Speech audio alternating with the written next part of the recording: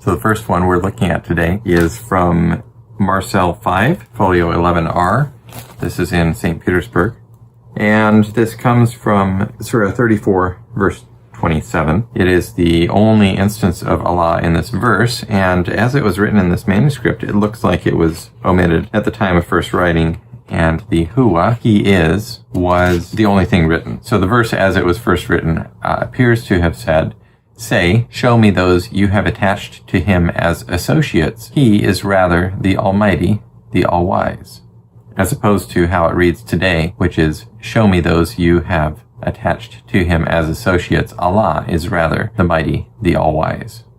So that is one example of the replacement of the pronoun with the word Allah. The second manuscript I'm going to show you today is an insertion of Allah. As you can see, it was later than the time of original production. It's clearly a different nib and ink. It looks almost as though it could have been done in modern times. And the verse is Al-Araf 44. The word preceding the correction here, so the Allah is written in as superscript, but the word just slightly to the right of that is the word la'natu, which means curse. So as it's written now in this manuscript, it reads la'natullahi ala zalimin, meaning the curse of Allah is upon the wrongdoers, or may Allah's curse be upon the wrongdoers. And as it was first written in this manuscript without the word Allah, it would have said la'natu ala zalimin, a curse is upon, or may a curse be upon the wrongdoers. All right, moving on, we're going to go to Surat Al-Ahzab 73. Well, the first one is Marcel 11, which is in St. Petersburg. It's on 10 verso, and you can see that there has been an insertion of the word Allah here. And as I believe it first read in this manuscript, it was written, "Wa yatuba Allah al-mu'minina wal-mu'minat," that he might pardon the believing men and the believing women. And I believe what was done is it was erased, and the word Allah was written in here because that is the explicit object, and it is now in conformity with what is the standard Hafs text. So the second, and that was actually the second correction of this verse that I came across. The first one we'll flip over to now is in BNF Arab 340, and I mentioned this one in my doctoral dissertation. It's on folio 23 verso at line 16, al-mushrikeen at the earlier in the verse, and it goes through the word Allah, which is right after the word Allah that was inserted above here, and that is the leftmost word in the previous slide. So this whole portion of text, it is the last line of the page, has been erased and overwritten.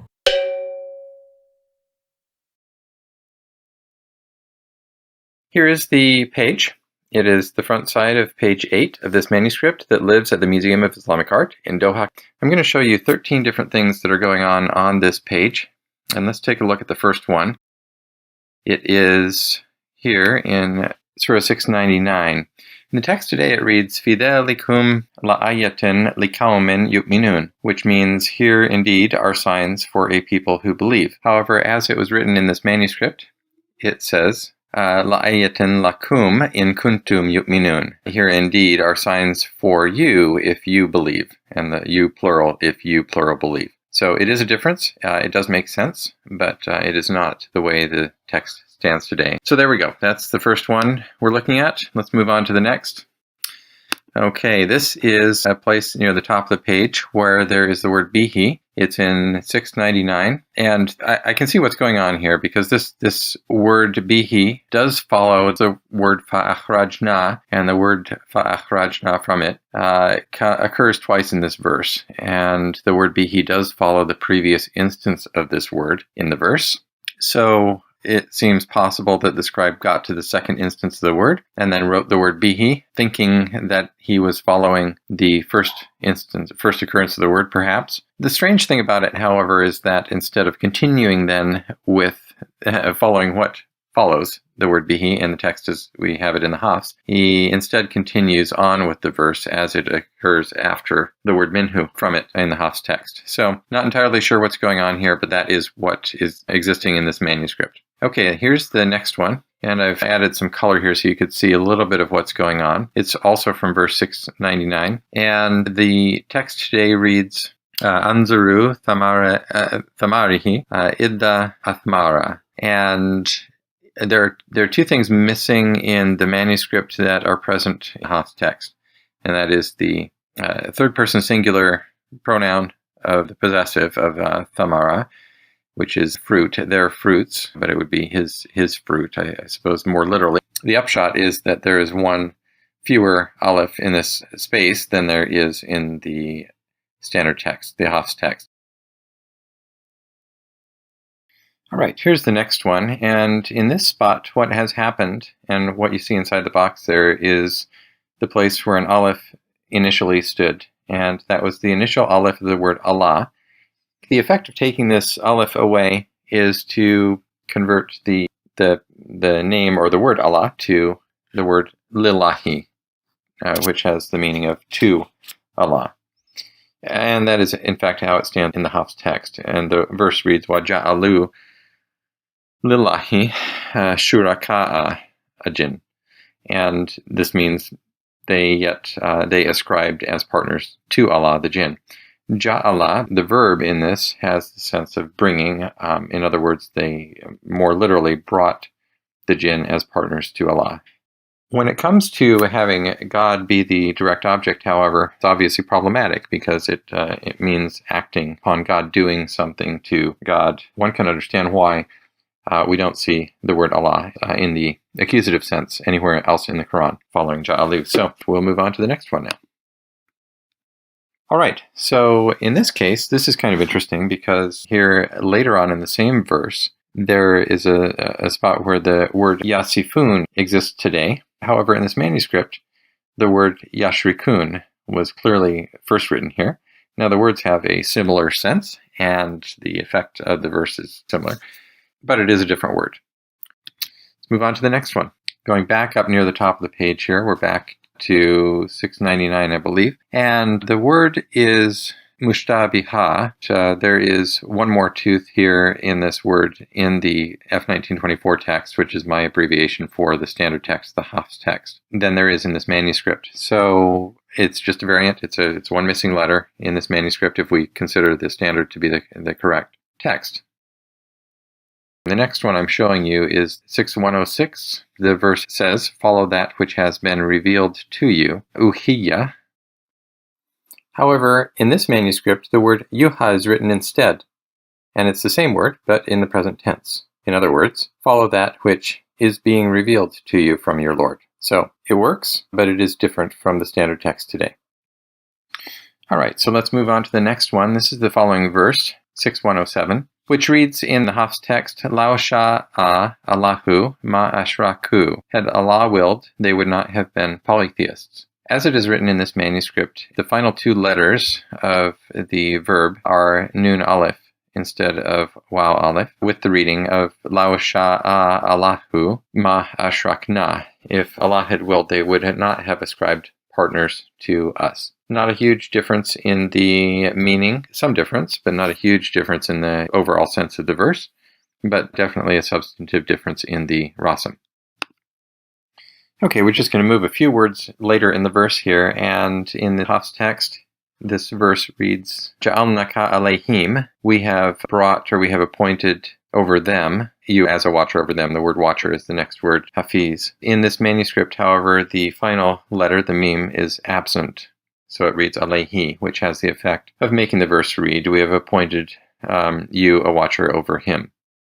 If we look down 2 lines further, we find another place where this manuscript does not quite match what is in the Hafs text. And the verse as it reads today says, كَذَلِكَ زَيَّنَا لِكُلِّ أُمَّةٍ أَمَلَهُمْ. To every people or nation we have made their deeds seem fair. Now, the manuscript has an extra aleph when compared to the standard text before the word amalahum. And the effect of this aleph is to make it plural, so their works or their deeds. So that's how it exists in the manuscript, but is not the way it exists in the text today. Okay, here are a couple of others that I'm not going to go into in detail. In 6105, there's an inserted aleph, and 6106, there's at the beginning of that verse, there's an erasure leaving a gap. Okay, and here we are right at the very end. This is verse 6:110. This part of the verse reads, Fi tughyanihim yatmahun. We let them wander blindly on in their insolence. And I've circled there the word that roughly corresponds to the word that we're looking at, Fi tughyanihim, because In this manuscript, the word tuhianihim does not exist. Rather, its place is taken by the word hauzihim. So it is an alternate word. Hauzihim actually is used, as you can see, in another verse, not too far from here in the same surah, then leave them plunged in their foolish talk. So here at 6.1.10, with this alternate word, it has the reading of, we let them remain plunged in their blindness, or remain immersed perhaps in their blindness. Makes sense to my understanding of the Arabic. It does make sense. It's just an alternate reading, a different word from what we have today.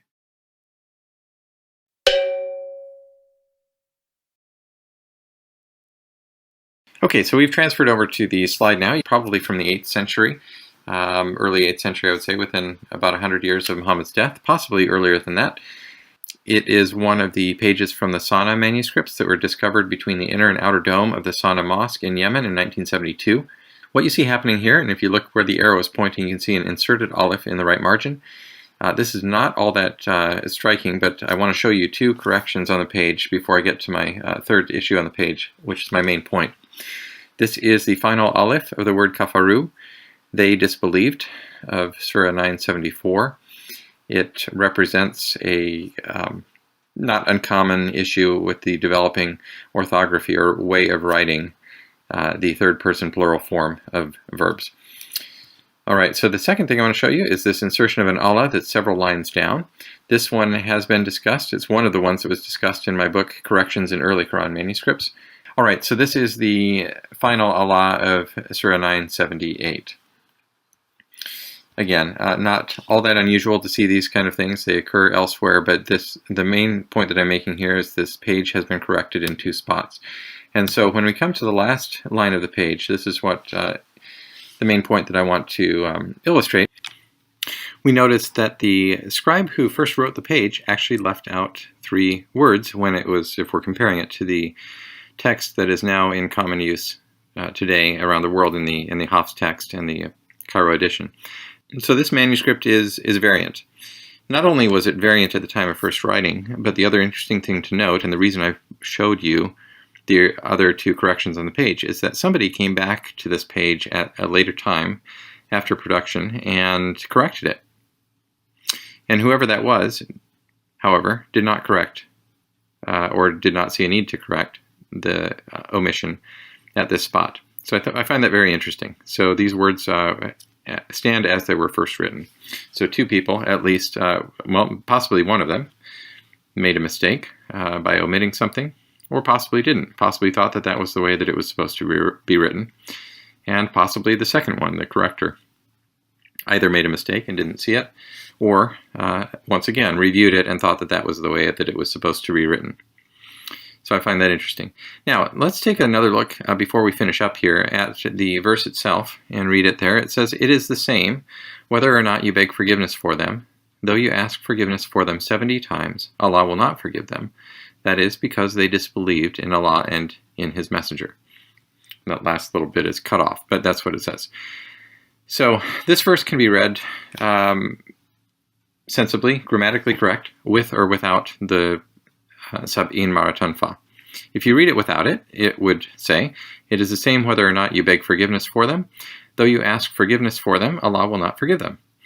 So that makes sense, but it also makes sense, of course, the way that it stands today.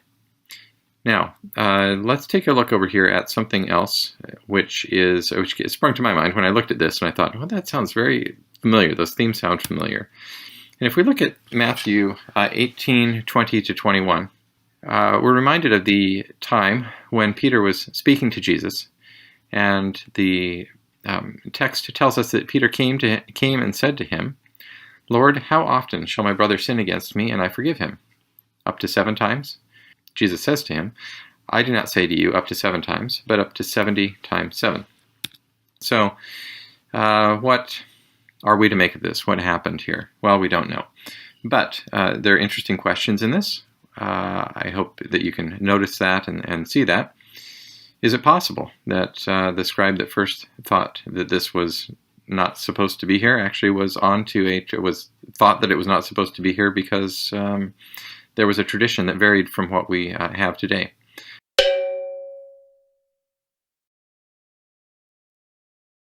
the Quran is a man-made book that has a lot of changes, that it went through a process of early editing and redactions that continued for a while. We're not talking a couple of years, we're talking hundreds of years, and that more and more discoveries are supporting this particular theory now.